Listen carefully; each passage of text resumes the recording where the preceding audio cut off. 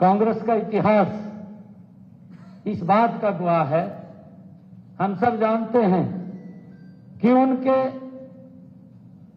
धारा 370 जैसी विभाजनकारी व्यवस्था को बनाए उन्होंने रखा है। धारा 370 ये कांग्रेस की ही देन थी। 35 से ये कांग्रेस की ही देन थी। 90 से अधिक बार धारा 356 का दुरुपयोग कर राज्य सरकारों को बर्खास्त किया गया।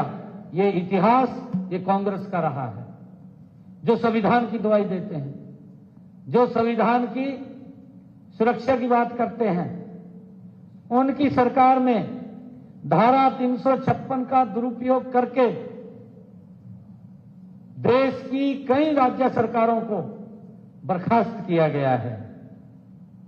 75 बार से भी अधिक संविधान में संशोधन कर अपने राजनीतिक हितों को साधने का काम भी कांग्रेस ने किया है। इससे स्पष्ट होता है कि उनके लिए संविधान कोई आदर्श नहीं है। यह स्पष्ट होता है। वो तो संविधान को अपनी सुविधा के अनुसार उपयोग करते हैं, बल्कि कांग्रेस ने संविधान को एक औजार के रूप में प्रयोग किया है। उन्होंने तो एक राजनीतिक औजार इसको बना करके इसका उपयोग किया है कांग्रेस पार्टी ने। जब भी उन्हें अपनी सत्ता की चुनौती महसूस हुई है, उन्होंने संविधान के मूल्यों का बलिदान देने में कोई कोर कसर नहीं छोड़ी।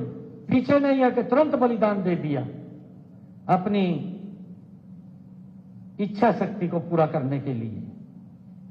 और जबकि हम देखते हैं कि देश के यशस्वी प्रधानमंत्री आदरणीय नरेंद्र मोदी जी और देश के गृह मंत्री आदरणीय अमित शाह जी ने देश की एकता अखंडता को मजबूत करने से लेकर के दुश्मनों से देश की सुरक्षा करने के ऐतिहासिक उदाहरण जनता को दिए हैं।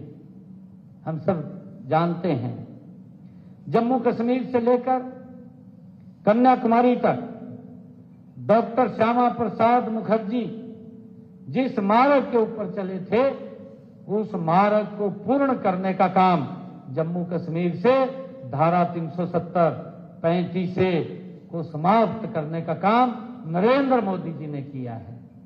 ये हम सब जानते हैं, देश को मालूम है, क्योंकि आदरणीय मोदी जी ने उस संविधान की जो डॉक्टर भीमराव अंबेडकर जी के नेतृत्व वाली जो समिति थी, जिन्होंने इस देश को पवित्र संविधान दिया, उसकी रक्षा सुरक्षा करते हुए आदरणीय नरेंद्र मोदी जी ने कश्मीर से लेकर के कन्याकुमारी तक ये भारत एक हो, अखंड भारत हो, उसकी संविधान की पवित्र रक्षा करने का काम नरेंद्र मोदी जी ने किया है। और वही कारण है कि एक राष्ट्र एक विधान जो डॉक्टर श्यामा प्रसाद मुखर्जी जी का सपना था, उसको पूरा करने का काम आदरणीय मोदी जी ने किया है।